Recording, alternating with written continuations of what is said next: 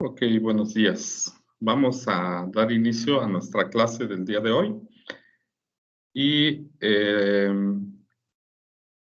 y vamos a empezar a ver el primer tema del curso, ¿no? El tema del curso, como pueden ver en la pantalla, se llama Introducción al paradigma de la programación orientada a objetos. Ese es el primer tema de este curso, o la primera unidad, como se le llamaba antes. Este tema tiene una competencia que tenemos que desarrollar y que dominar al término de ver todos los subtemas del mismo. Y la competencia es, comprende y aplica los conceptos del paradigma de la programación orientada a objetos para modelar situaciones de la vida real.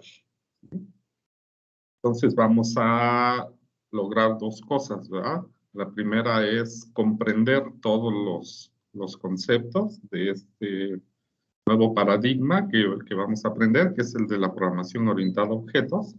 Vamos a conocer y entender cada uno de los conceptos, ¿sí? Y en segundo lugar, vamos a empezar a aplicar esos conceptos, ¿sí? Para hacer el modelo o el diseño de una solución para un problema de la vida real. ¿Okay? Entonces empezaremos a aplicar esos conceptos que vamos a ver en teoría. ¿Sí? Los dos subtemas de este curso son los siguientes. ¿Sí? El primero son todos esos conceptos que tenemos que comprender y aplicar de la programación orientada a objetos, es decir, esos conceptos claves que definen o que distinguen a este paradigma de programación. Y esos son, ¿sí? El concepto de clase, el concepto de objetos, el concepto de abstracción, de modularidad, de encapsulamiento, de herencia y de polimorfismo, ¿sí? Entonces, los elementos clave o base del modelo orientado a objetos son esos: clases, objetos, abstracción, modularidad, encapsulamiento, herencia y polimorfismo. Cuando nos estén mencionando estos conceptos, pues nos están hablando de este paradigma de programación. Y el segundo subtema es conocer y cuál es la herramienta que vamos a utilizar o que posee el modelo orientado a objetos para modelar o diseñar, ¿sí?, la solución a un problema de la vida real o de ingeniería, ¿no? Y pues el subtema 2 se llama lenguaje de modelado unificado, o por sus siglas en inglés, es conocido como UML, ¿sí? Lenguaje de modelado unificado o UML. Este lenguaje, ¿sí?, es un lenguaje gráfico que nos permite modelar el mundo real, ¿sale? Nos permite hacer diseños del mundo real. El UML o este lenguaje está compuesto por 13 diagramas diferentes, cada uno utilizado para una situación en particular. Nosotros, para efectos de la programación orientada a objetos, no vamos a utilizar los 13 diagramas. Simplemente nos interesa aprender uno. Y ese diagrama que vamos a aprender se conoce o se llama como diagrama de clases, ¿sí? Entonces vamos a aprender de manera general qué cosa es el lenguaje de modelado unificado, y particularmente vamos a profundizar en qué cosa es un diagrama de clases, cuál es la simbología, cuál es la sintaxis que tenemos que seguir, de qué manera se usa, en qué situaciones se usa, y vamos a crear nuestros primeros diagramas de clase, y también vamos a leer algunos diagramas de clase que ya estén hechos por otras personas, ¿sí? Entonces son los dos subtemas de esta unidad: los conceptos que definen el paradigma orientado a objetos y los diagramas de clase del lenguaje de modelado unificado o UML. ¿Okay? Entonces, es en lo que vamos a empezar a trabajar en estos días. ¿Okay? Bueno, pues entonces vamos a comenzar. ¿Sí? Y antes de empezar a ver los conceptos, ¿sí? Y las características de la programación orientada a objetos, ¿sí? Vamos a recordar, ¿sí? Y cuáles son las fases o los pasos, ¿sí? Que se utilizan para poder resolver un problema a través de una computadora. Es decir, cuáles son esas etapas que vamos a seguir para crear una aplicación, para crear un software o para crear un programa. ¿Sí? Seguramente el semestre pasado, en Fundamentos de Programación, les dijeron que las fases para construir un programa o para desarrollar un software son las siguientes. La primera es el análisis. Esta fase de análisis consiste en que ustedes van a entender el problema, ¿sí? A entender perfectamente el problema, qué es lo que tienen que resolver, qué información les proporcionan o qué datos les proporcionan, qué procesos tienen que aplicar con esos datos que les proporcionan y cuál es el resultado que están solicitándoles, ¿no? Que están esperando que obtengan, ¿no? Esta etapa de análisis es quizá la etapa más importante, ¿sí? Porque ahí van a definir, van a analizar el problema en su totalidad, ¿sí? Van a entender el enunciado del problema, ¿sí? Y pues van a desmenuzar ese problema, ¿no? Van a entenderlo. Es quizá la parte también más compleja porque a veces no somos expertos en el problema que nos están pidiendo que resolvamos, sin embargo tenemos que entenderlo, ¿no? Y tenemos que poder desmenuzarlo, ¿no? Comprenderlo. La segunda etapa, que viene posterior al análisis, es el diseño. En esta etapa de diseño, ¿sí? Que es quizá la segunda en importancia de la mano del análisis, ¿sí? Consiste en que a partir del análisis que hicieron, a partir del entendimiento o de desmenuzar el problema que hicieron en la etapa de análisis, ustedes van a diseñar una solución al problema. ¿Sí? Esa solución pues, se puede plasmar de muchas formas, ¿sí? Porque ahí pueden definir módulos que ustedes propongan que tengan su solución o algunos patrones o lo que aprendieron el semestre pasado, que eran los algoritmos expresados a través de diagramas de flujo, ¿sí? Que expresan la solución a ese problema, ¿no? Estas dos etapas de análisis y diseño son las etapas que consumen la mayor parte del tiempo para construir un software, porque son las etapas más importantes. Cuando llegamos al análisis no tenemos nada más que el problema, ¿sí? Y tenemos que entenderlo, porque a veces ni lo comprendemos, ¿sí? Cuando llegamos al diseño, ya tenemos muy bien identificado qué es lo que nos están pidiendo, cómo se obtienen esos resultados y qué datos son los que ya tenemos o cuáles más vamos a necesitar. Y entonces empezamos a construir las soluciones, ¿sí? En el caso de la programación orientada a objetos, ¿sí? Y de una vez para ir marcando la diferencia con la programación estructurada que ustedes vieron el semestre pasado, el cambio que vamos a hacer es que en la etapa de diseño no vamos a utilizar diagramas de flujo. Vamos a utilizar los diagramas UML de clase. Entonces la solución la vamos a plasmar de una manera muy distinta a la que ustedes utilizaron el semestre pasado, ¿no? Digo, yo he visto diagramas de flujo que hacen en fundamentos de programación que a veces les consumen 2, 3 hojas, ¿no? De su libreta, porque son unas soluciones enormes, ¿no? Aquí vamos a hacer soluciones más simples, más abstractas, pero que van a representar lo mismo, ¿no? Bueno, después de esta etapa de análisis y de diseño, de estas primeras 2 etapas, viene la tercera etapa, que es la etapa de implementación. O también algunos le llaman la etapa de codificación, ¿sí? Entonces, ¿en qué consiste esta etapa de implementación? Pues básicamente es programar, ¿sí? ¿Qué vamos a programar? Pues vamos a programar la solución que hicimos en el diseño.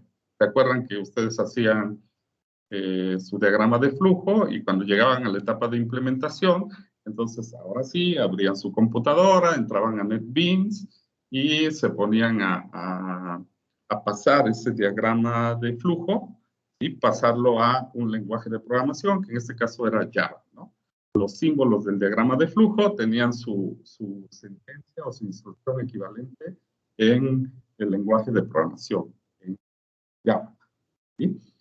Entonces, en esta etapa, ¿sí? Esta etapa de implementación, pues no es más que el diseño que hicieron en la etapa anterior, pues traducirlo a Java, ¿no? En este caso particular o concreto de la materia, es pasarlo a Java, ¿no? Pero pues, se pudiera pasar a cualquier otro lenguaje de programación sin ningún problema, ¿sí? Entonces, la etapa donde codificamos la solución o codificamos los programas. Aquí es donde creamos o empezamos a aplicar esos conceptos de vamos a generar el programa fuente, ¿verdad? Después lo traducimos o lo compilamos y generamos el programa ejecutable. ¿Se acuerdan de esos procesos, no? Hacemos el código que se llama programa fuente, lo compilamos, o sea, lo pasamos, porque el programa fuente, recuerden que está escrito en lenguaje humano. Java es puro inglés, ¿no? Se puede leer prácticamente de forma literal en inglés lo que estamos escribiendo. Entonces, pasarlo del lenguaje humano, que es Java, al lenguaje máquina, ¿sí? Que entienda la computadora solo entiende unos y ceros, ¿sí? Ese proceso de traducción se llama compilado y entonces ya se genera un programa ejecutable, ¿no?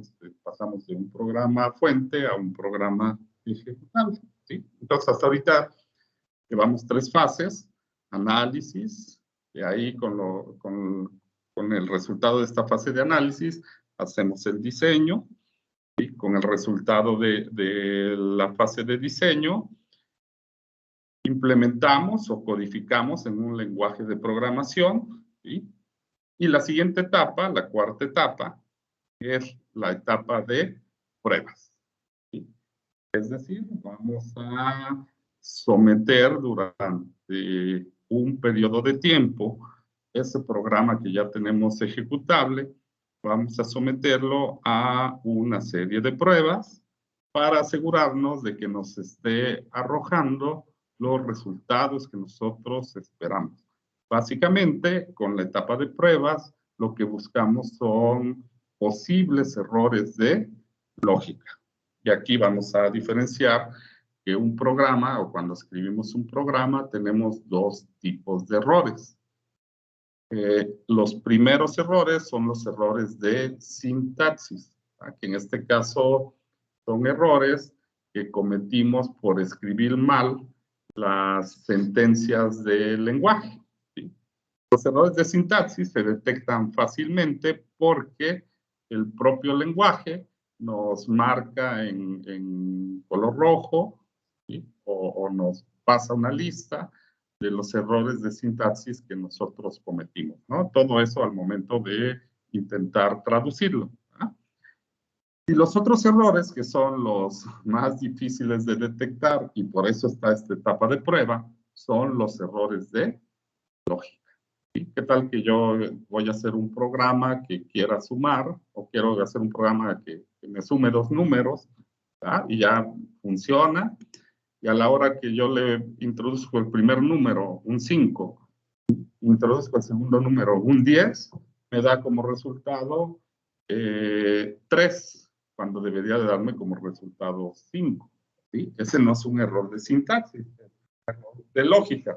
Seguramente estamos haciendo mal alguna operación, y entonces hay que revisar paso por paso para encontrar esos errores, ese error de lógica, ¿no?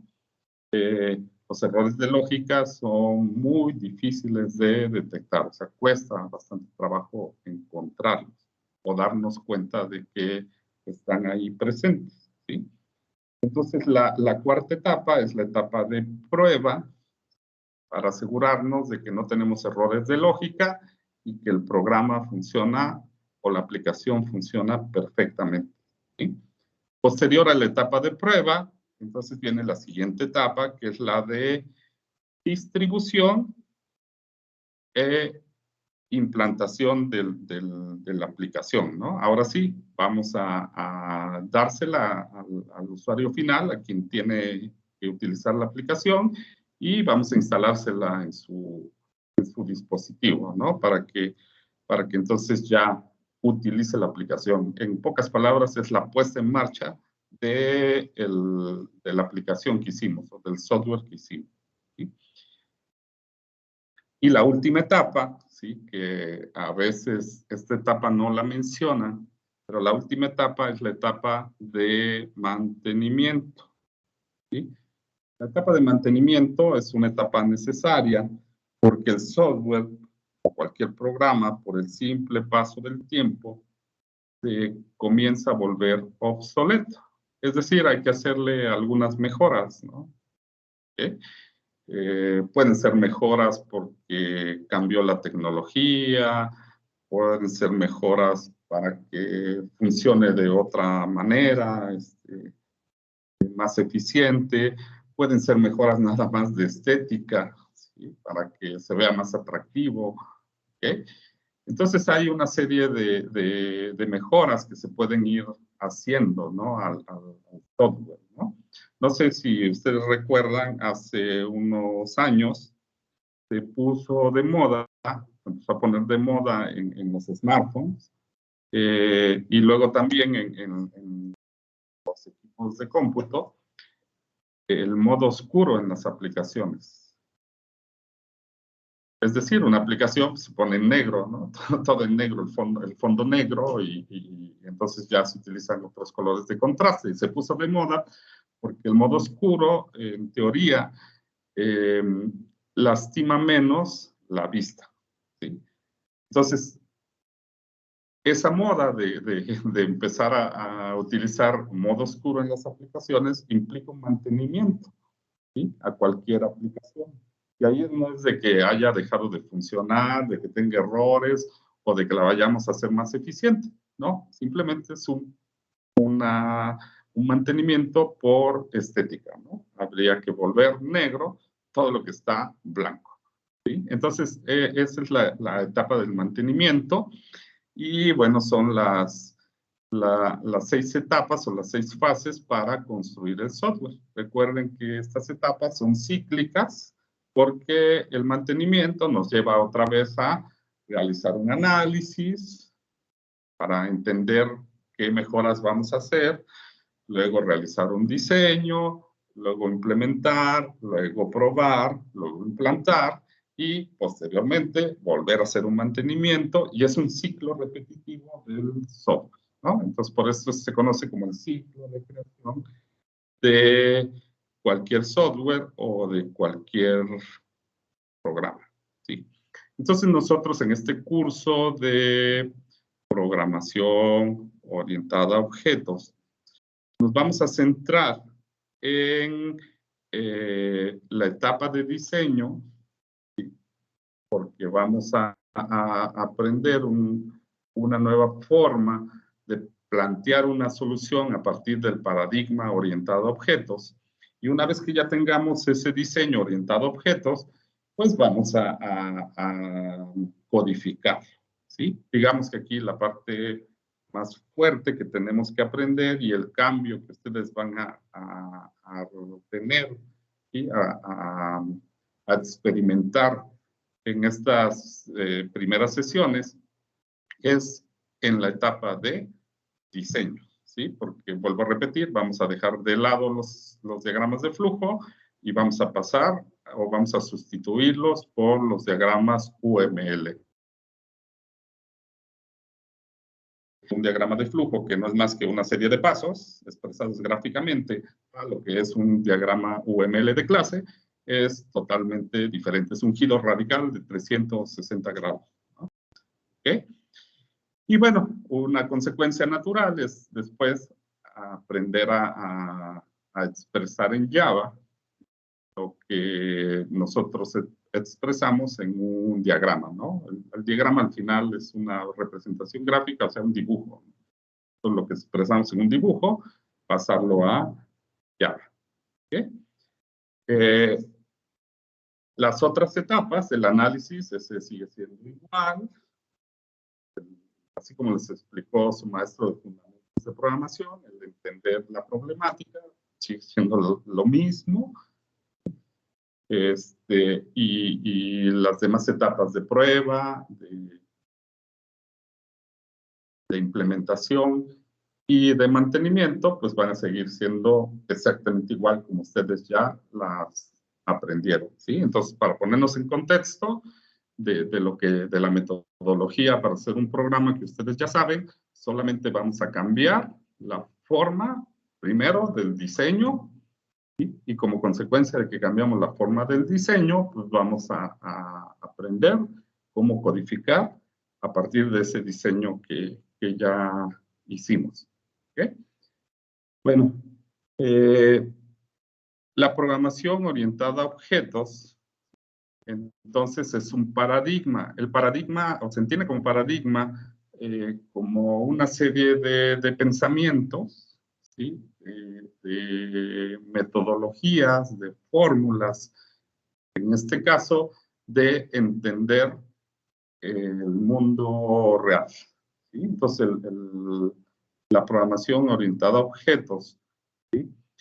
es un paradigma para la parte de diseño, para mejorar el diseño del mundo real. ¿Qué diseñamos? Pues el mundo real, ¿no? ¿Okay? También es una mejora, ¿sí? O es una nueva propuesta para el desarrollo, la codificación del software, ¿sí? Busca la programación orientada a objetos ofrecer una solución a largo plazo, ¿sí? A los problemas que se presentan en el mundo real o en el caso de la competencia en nuestra materia, en la ingeniería. Entonces, lo que pretende alcanzar la programación orientada a objetos, en primer lugar, y esto es algo bien importante, es que la programación orientada a objeto busca la portabilidad del código que generemos, ¿sí? Es decir, portabilidad quiere decir que yo me lo pueda llevar ese código de un sistema operativo a otro y que funcione, o que yo me pueda llevar ese código de un dispositivo a otro totalmente distinto y que funcione, ¿sí? O sea, que yo me pueda llevar un código que hice en Windows, que me lo pueda llevar a Linux y funcione perfectamente, o que me lo pueda llevar a Mac OS y también funcione perfectamente. Que yo me pueda llevar lo que hice para una laptop y que lo pueda ejecutar en una tablet, o que lo pueda ejecutar en un smartphone, funcione perfectamente, ¿sí? Esa es la portabilidad, ¿sí? Y entonces ese concepto de portabilidad nos lleva a el concepto de reuso, ¿sí? Quizá este es uno de las pretensiones más importantes que tiene la programación orientada a objetos, que es la reutilización del código. ¿Sí? Aquí vamos a empezar a hablar de eso, ¿no?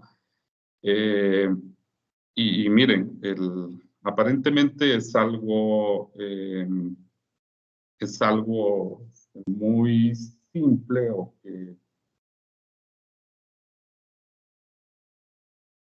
que no tiene impacto, ¿sí?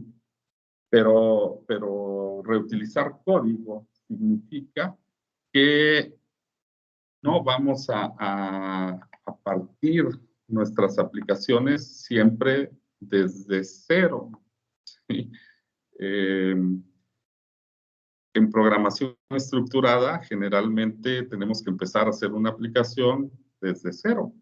Es decir, como si fuera completamente nueva, ¿sí?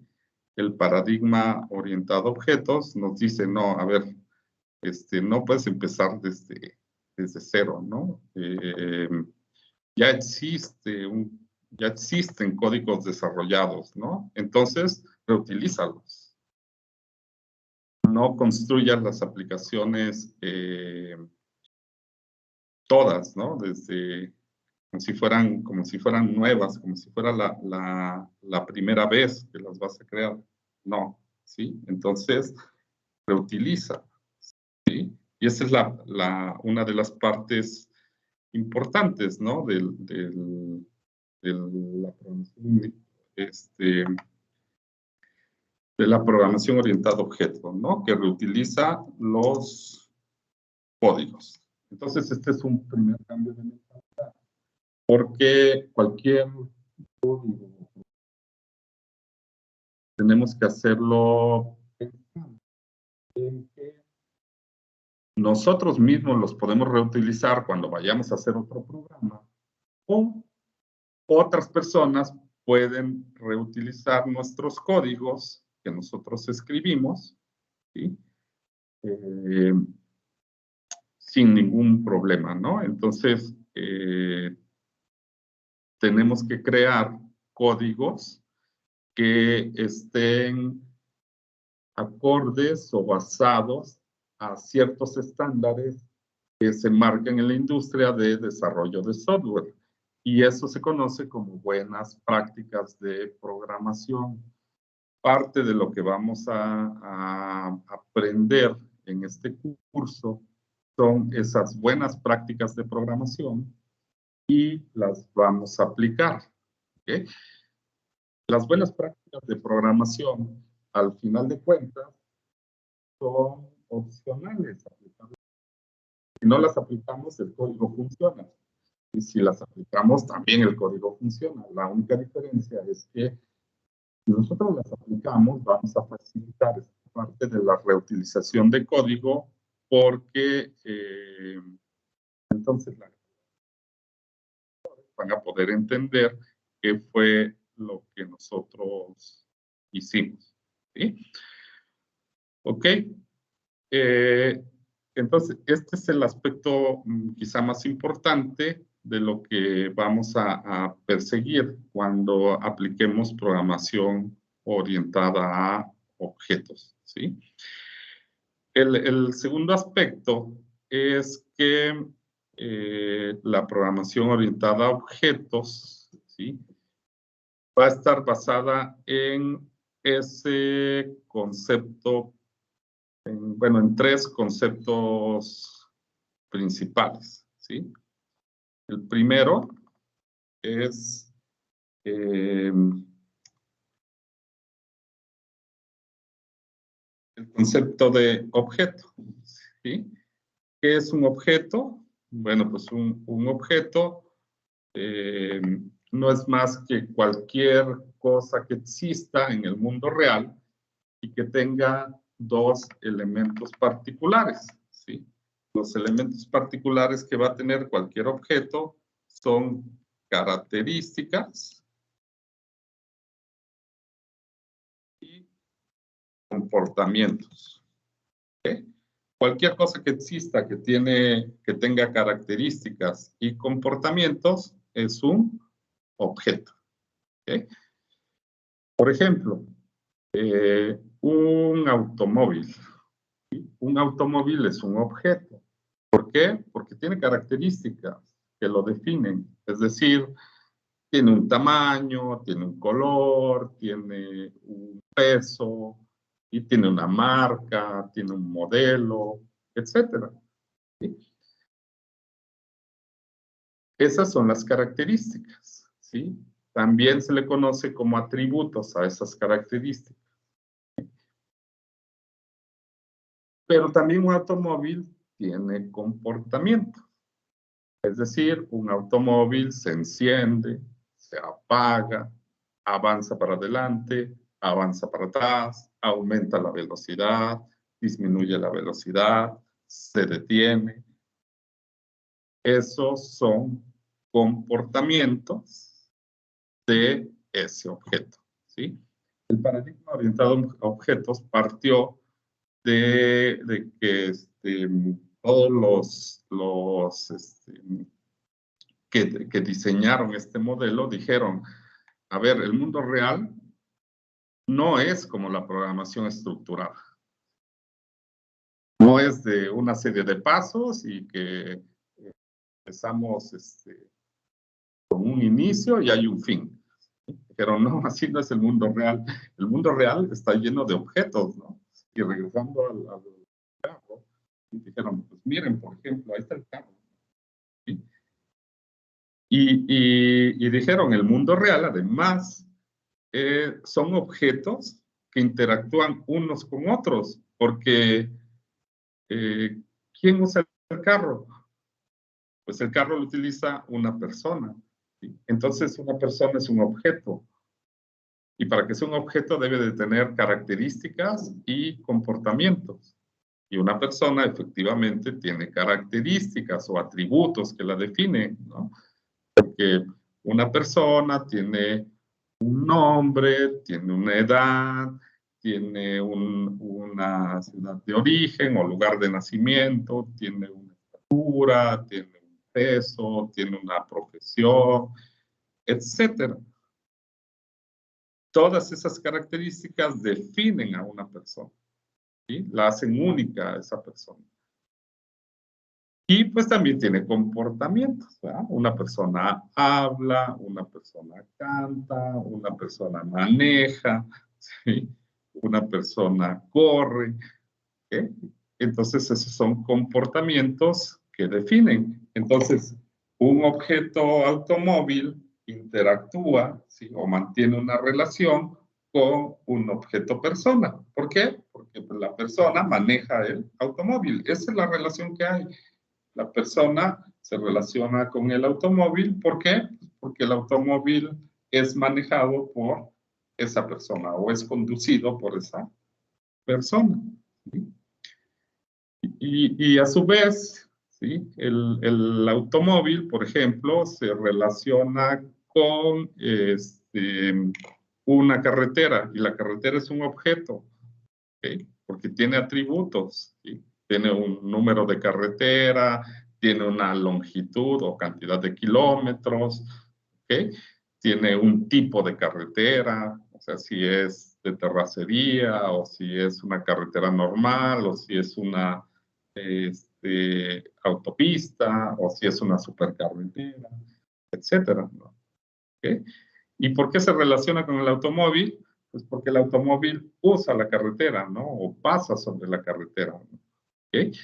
Entonces, vean, así nace el paradigma de la orientación a objetos, ¿no? Porque empiezan a ver que el mundo real es un conjunto de objetos que interactúan o que se relacionan unos con otros, ¿sí? Y luego dijeron, a ver, pero los objetos están o podemos generalizarlos a través de ciertas plantillas, ¿no? Que se llaman, o que le denominaron clases, ¿sí? Entonces, la clase es una plantilla que define un objeto o que describe un objeto. ¿Sí? Java, ¿sí? El lenguaje que ustedes aprendieron, Java, es un lenguaje que fue creado no para programación estructurada, es un lenguaje que fue creado para programación orientada a objetos, es un lenguaje orientado a objetos. ¿Se acuerdan que cuando empiezan un programa en Java, ¿sí? De entrada, cuando en NetBeans le dan, que van a hacer un nuevo programa, pues crean una nueva clase. ¿Sí? ¿Se acuerdan que ahí? ¿Qué quieres que te cree? ¿Un proyecto, una clase? Hay otros tipos de archivos ahí. Entonces, lo primero que crean es una nueva clase. ¿verdad? Y NetBeans ya les pone una plantilla de clase, ¿no? Y la primera línea que aparece de código dice public class. ¿verdad? Y una llave que abre, y luego una llave que cierra. Entonces, lo que hizo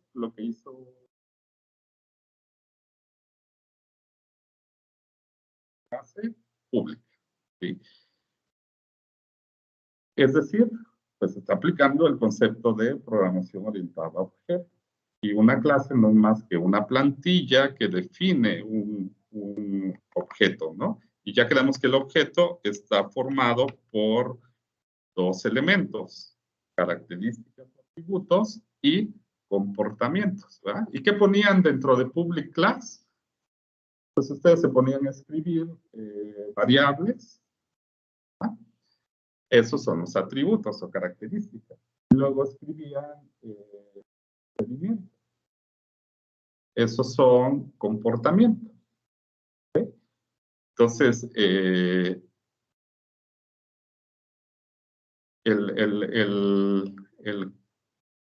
segundo elemento básico de la programación orientada a objetos son las clases, es decir, que podamos crear plantillas donde ahí es donde vamos a definir cómo va a estar estructurado un objeto, o sea, cuáles van a ser sus atributos y cuáles van a ser sus comportamientos, ¿sí?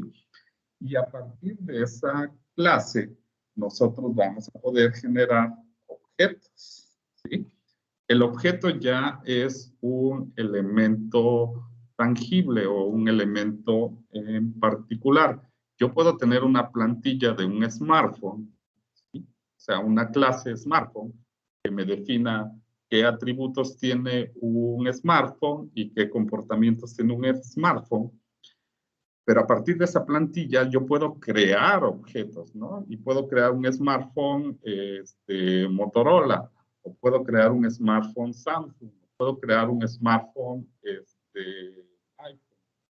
¿sí? Entonces ese Motorola, ese Samsung, ese iPhone, ese Honor, ese Xiaomi, ya son objetos creados, es decir, se les llama instancias, ¿sí? O creaciones de objetos a partir de una clase, ¿sí? Entonces, el segundo concepto importante es el de la clase. La clase no es más que la plantilla que nos va a permitir crear a partir de ella objetos, ¿sí?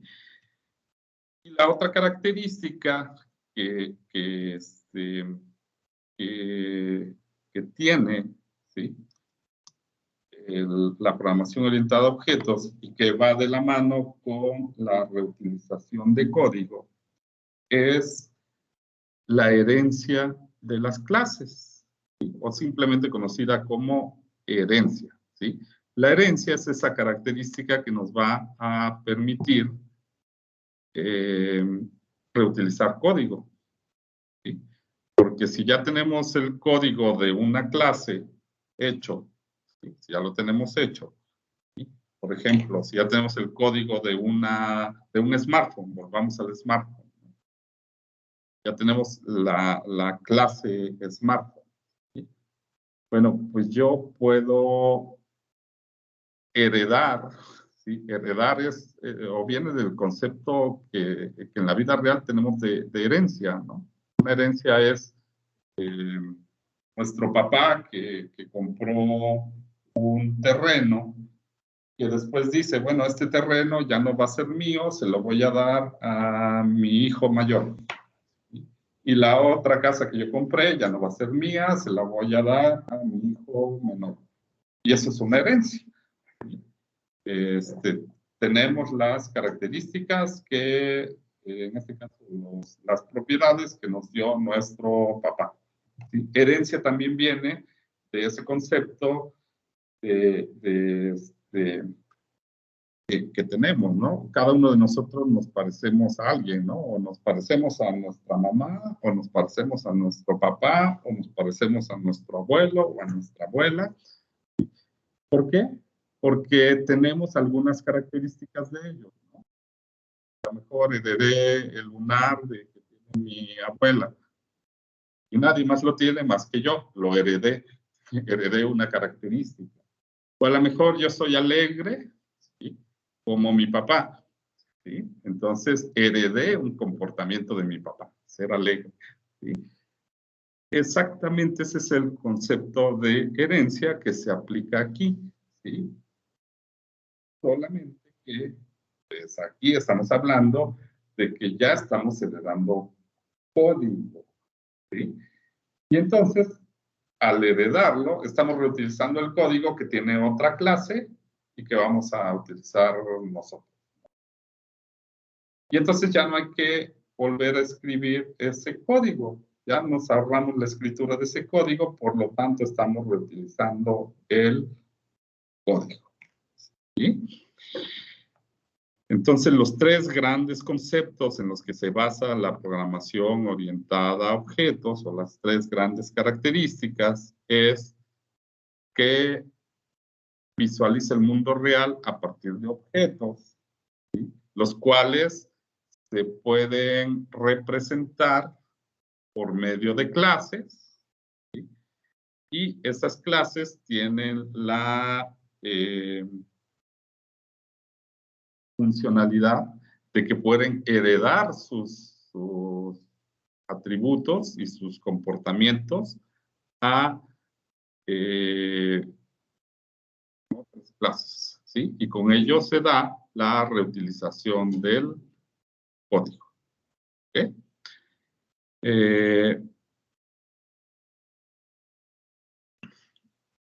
Entonces, estos son los tres principales conceptos del paradigma orientado a objetos. Lo que tenemos ahora que empezar a analizar, ¿no? Y el cambio de paradigma que vamos a hacer es empezar a ver el mundo real precisamente como objetos, ¿no? A ver qué cosa, de lo que tengo ahorita en este momento frente de mí, cosa es un objeto, ¿sí? Y ya que yo diga, bueno, pues ahí hay un cuadro, ¿sí? A ver, vamos a ver si de verdad es un objeto, ¿no? Para que sea un objeto debe de tener atributos, pero también debe de tener comportamientos, ¿sí? Si tiene atributos y comportamientos, se trata entonces de un objeto, ¿sí?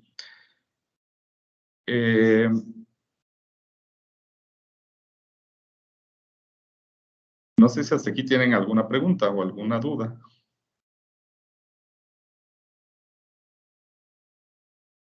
Ninguna, profe. No, profe. Correcto, ¿sí? En segundo lugar, cuando empezamos a ver el mundo como objetos, tenemos que tener muy presente que los objetos forzosamente van a interactuar con otros objetos. Es decir, no vamos a tener objetos aislados, sino vamos a tener objetos relacionándose o interactuando con otros objetos, ¿no? ¿Okay? Y entonces esa es la base, ¿no? de este nuevo paradigma que tenemos que aprender, ¿sí? Vuelvo a repetir, los vamos a tener que expresar, ¿sí? A través de diagramas de UML de clases, ¿sí? Ok, el siguiente concepto, ¿sí? Aparte de clases, objetos y herencia, es la abstracción, ¿sí? ¿Qué es la abstracción? ¿Sí? Bueno, pues la abstracción es una característica que hay en programación y que se distingue porque oculta los detalles de implementación de cómo están hechas las cosas, ¿no? Decimos que hay abstracción cuando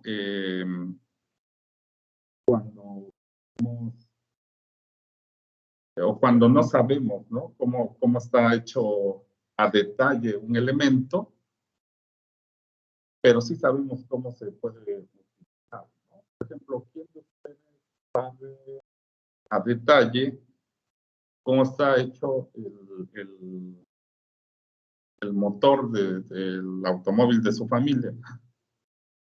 Bueno, pues no nos interesa, ¿no? Cuando vamos a comprar un automóvil, no nos interesa saber qué material le pusieron, cómo hicieron la aleación de los metales, de dónde es el metal que tiene, las juntas que luego llevan las partes del motor, no nos interesa saber de dónde son, qué hule usaron, etcétera. No nos interesan esos detalles de implementación. Simplemente, ¿qué nos interesa saber? Bueno, ¿y cuál es la potencia del motor? ¿Y cuántos litros consume? ¿Sí? ¿Y qué velocidad alcanza a desarrollar? Eso es lo que nos interesa saber, los detalles de funcionamiento, los detalles de cómo fueron construidos, no nos interesa conocerlo. Y a eso se llama abstracción. Entonces, en programación, la abstracción no es más que una característica que podemos aprovechar para ocultar todas esas líneas de código, ¿sí? O todos los trucos que tuvimos que hacer en el código para llegar a hacer que un programa funcione. En el caso particular de la programación orientada a objetos, vamos a abstraer, es decir, vamos a ocultar cómo es que un objeto se comporta de una manera o de otra, ¿sí? Por ejemplo,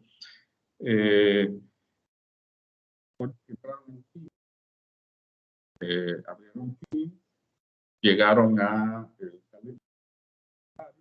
calendario, y ahí ya aparecía. Y había un botoncito que decía unirse, ¿no? Y ustedes le dieron clic ahí. Bueno, a ustedes no les interesa saber qué instrucciones se tuvieron que realizar para que el botoncito pareciera como que se sumía y luego salía, ¿sí? ¿Y qué tuvo que hacer para que en ese momento apareciera la ventanita de que te ibas a conectar a una sesión y que se vieran en la cámara y que el micrófono se apagara y demás, ¿sí? O sea, esos detalles de cómo está implementado el botón, o sea, todo lo que tiene que pasar para que el botón al final de cuentas los deje ya dentro de esta videoconferencia, no nos interesa, ¿no? Y como no nos interesan a nosotros, el que hizo ese botón lo mantiene oculto. Entonces, eso se llama abstracción, ¿sí? Vamos a notar de una manera muy fuerte la abstracción, o ustedes la van a notar, porque los detallan, ¿sí? Cómo se hace un programa, ¿sí? En un diagrama de flujo ustedes ponen, empiezan primero con el símbolo de inicio, ¿no? Y luego tienen que poner que declaran variables. Y luego tienen que poner que leen, ¿sí? Y luego tienen que poner un proceso. Y luego otro proceso. Y luego una toma de decisiones. Y luego un ciclo. Y luego una salida de datos. hasta llegar a un fin. ¿Sí? O sea, todo bien detallado. Ahí no hay nada de abstracción. ¿Sí? Cuando nosotros hagamos un diagrama UML, estoy seguro que lo primero que me van a preguntar es, ¿y dónde están la serie de pasos para que esto funcione? Pues no, no están, porque un diagrama de flujo, un diagrama de clase UML sigue este principio de la programación orientada a objetos de abstracción. Entonces, no nos muestra esa serie de pasos que sí nos muestra un diagrama de flujo. ¿Sí? Entonces, para que vayamos entendiendo, no nos vaya a sorprender de por qué el diagrama de flujo por qué el diagrama de clase, perdón, no me muestra la serie de pasos para que eso funcione. Porque está aplicando abstracción, porque es un principio, es una característica de la programación orientada a objetos. A ti nada más te interesa saber que hay un objeto automóvil con estas características y con estos comportamientos. ¿Sí? ¿Cómo le hace para que pueda tener esos comportamientos? Pues no nos interesa plasmarlo. ¿Okay? El diagrama UML no es su función mostrarlo, porque abstracción. ¿Sí? Entonces, ese es el siguiente gran concepto de la programación orientada a objetos, la abstracción. ¿Sí? De la mano de la abstracción viene un concepto conocido como encapsulamiento. ¿Sí? Parte o para poder lograr la abstracción, ¿sí? Pues necesitamos encapsular, ¿no? ¿Y qué vamos a encapsular? Vamos a encapsular los atributos. Es decir, encapsular no es más que ocultarlos a ciertos elementos o a ciertos objetos. ¿Qué vamos a encapsular? Vamos a encapsular los atributos o características de los objetos. Eso es lo que vamos a encapsular. ¿Sí? ¿Para qué los vamos a encapsular?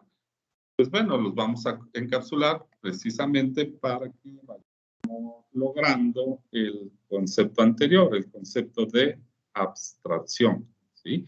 También los vamos a encapsular para efectos de seguridad.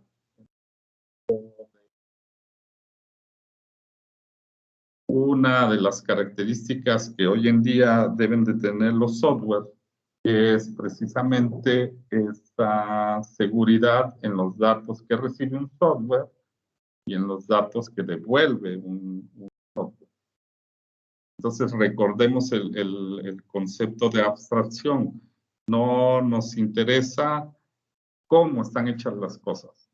Simplemente lo que nos interesa es cómo funciona el elemento, ¿no? No me interesa cómo está constituido y hecho a detalle el motor de un auto. Lo que me interesa es que yo pueda utilizar un auto, ¿no? No me interesa cómo fue construida una casa, ¿no? Lo que me interesa es poder habitar esa casa, ¿no?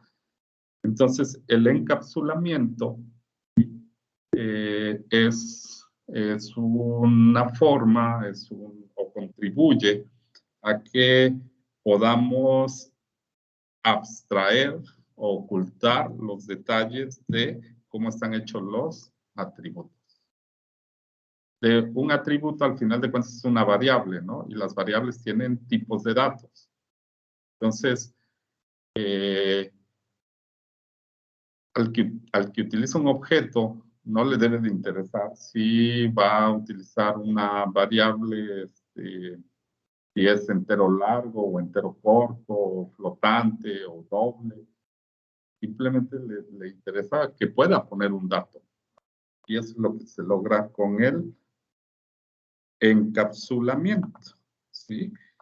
Entonces, el encapsulamiento contribuye a que se pueda alcanzar la abstracción de los datos, ¿sí? La modularidad, que es el siguiente concepto, ¿sí? La modularidad es el concepto que apoya el que se pueda implementar los comportamientos, ¿sí? La modularidad viene de módulos, ¿no? Entonces, vamos a poder implementar métodos que esos métodos lo que van a contener, ¿sí? Es la definición de cómo se realiza un comportamiento, ¿sí? Entonces, para que un automóvil encienda, que se llamará encendido del motor, ahí pondremos o definiremos los pasos a seguir para que el motor se encienda, ¿sí? ¿Cómo se apaga un motor? ¿Sí? Bueno, pues en un método, y ahí estará específicamente el motor se apague, ¿sí? Entonces ya no tenemos esos grandes métodos con grandes códigos que hicieron en fundamentos de programación, sino van a ser cosas muy específicas, ¿no? O sea, ¿cómo se enciende? Bueno, pues nada más los pasos de cómo se enciende. ¿Cómo se apaga? Bueno, pues nada más los pasos. Se apaga. ¿Puedo apagar un carro que no esté encendido? Pues sí, lo puedes apagar. ¿Qué va a pasar? Pues nada, está apagado. ¿Sí? ¿Puedo encender un auto que esté encendido? Pues sí, lo puedes encender. ¿Qué va a pasar? Pues no se va a encender dos veces, porque ya estaba encendido. ¿Sí? Entonces, podemos ir definiendo de una manera muy concreta los comportamientos a través de crear métodos que no son más que módulos y que entonces logramos esa famosa premisa de divide y vencerás. Entonces vamos a ir haciendo módulos para actividades muy, muy, muy específicas de los objetos. ¿Ok? Entonces es la modularidad. La modularidad va a ir o nos va a apoyar para crear los comportamientos de los objetos, ¿sí? Y el último concepto que tenemos aquí en la programación orientada a objetos es el polimorfismo. ¿Sí? Este es un concepto algo complicado de entender, ¿sí? Y también algo complicado de implementar.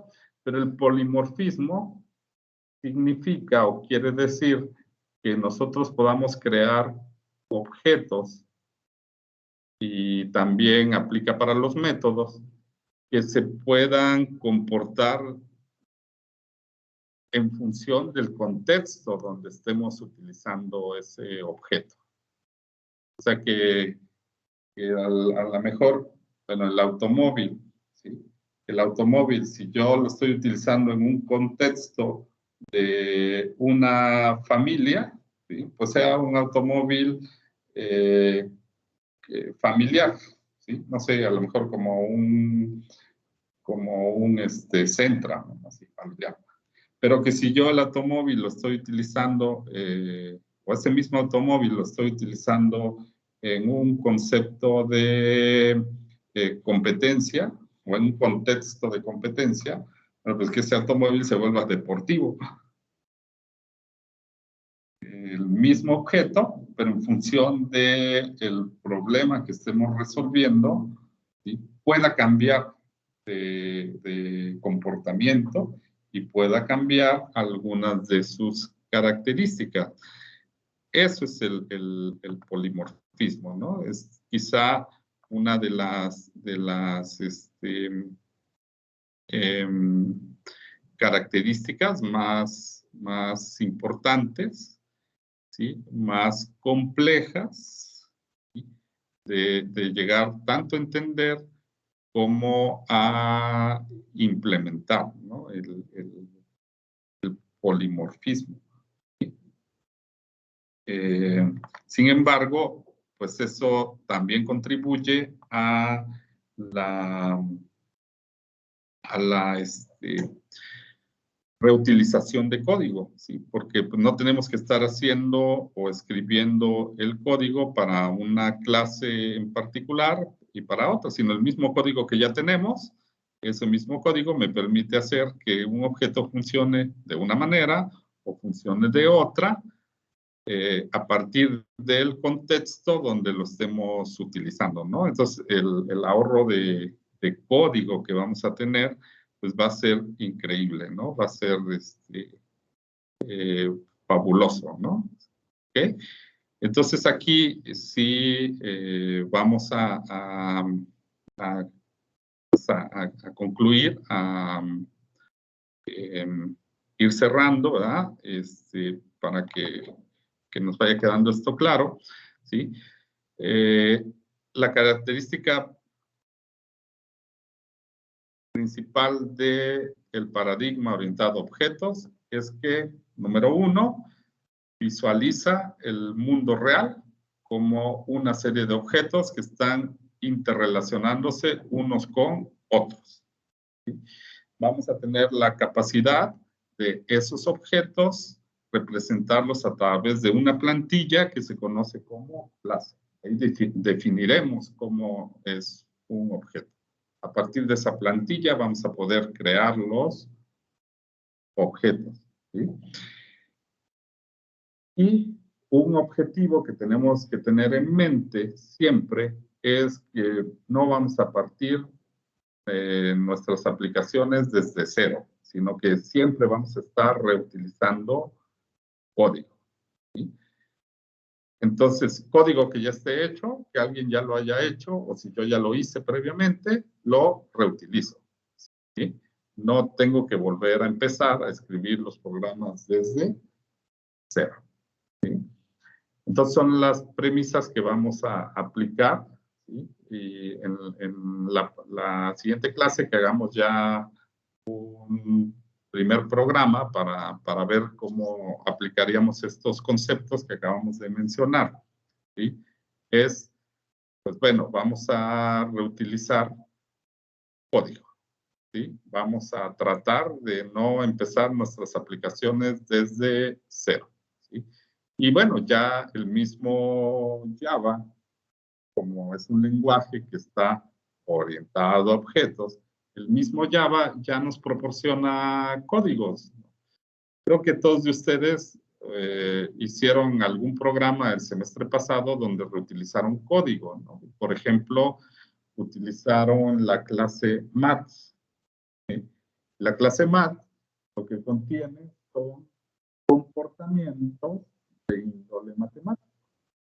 Es una clase que tiene atributos, sí, tiene una serie de atributos. Ahí, por ejemplo, ahí está como atributo pi, está como atributo e, ¿sí? Que son ya constantes que existen, ¿no? En el mundo matemático, ¿sí? Están ahí como atributos.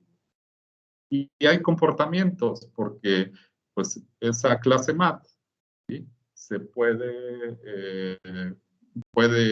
no sé, calcular un coseno, puede calcular un arco tangente, puede generar un número aleatorio, puede hacer o elevar un número a una potencia, ¿sí?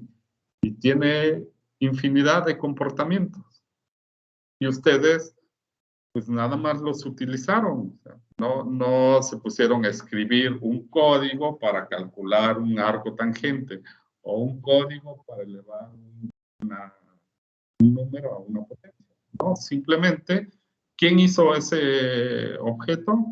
Pues quién sabe, ¿sí? Simplemente ahí está disponible, lo usamos, ¿sí? Reutilizamos el código. ¿Está aplicada la abstracción? Sí, Porque ¿y cómo le hace para calcular o para elevar un número a una potencia? No nos interesa. A nosotros lo que nos interesa es que el número me lo eleve a la potencia. ¿Sí? Ahí está aplicada la abstracción. ¿Sí? Y yo no puedo ver los detalles de implementación, no puedo ver cómo, de qué tipo son los atributos. No, ¿por qué? Pues porque están encapsulados. Entonces, bajo esas premisas, ¿sí? que ahorita a nivel teórico les acabo de compartir, bajo esas premisas es que vamos a estar trabajando y en la siguiente clase vamos a hacer nuestro primer programa. ¿Sí? Para la siguiente clase es necesario, ahora sí, que todos tengan instalado ya en su computadora el NetBeans. No importa qué versión, que tengan instalado NetBeans y tengan instalado Java. ¿Sí?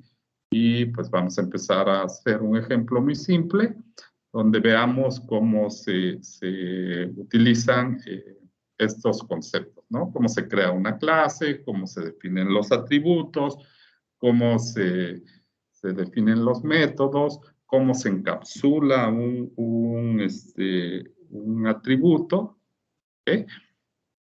Y empecemos también a conocer poco a poco las buenas prácticas de programación para irlas aplicando cada que escribimos un código. ¿Okay? Para las clases, yo voy a proyectarles NetBeans y bueno, vamos a ir haciendo poco a poco la aplicación, ¿no? El programa, ¿sí? Va a ser un programa muy sencillo a manera de que vayamos conociendo, ¿no? Estos conceptos, ¿no? Y empezando a aplicar estos conceptos, ¿sí? Entonces, para la siguiente clase, necesitamos que ya tengan instalado NetBeans, ¿ok?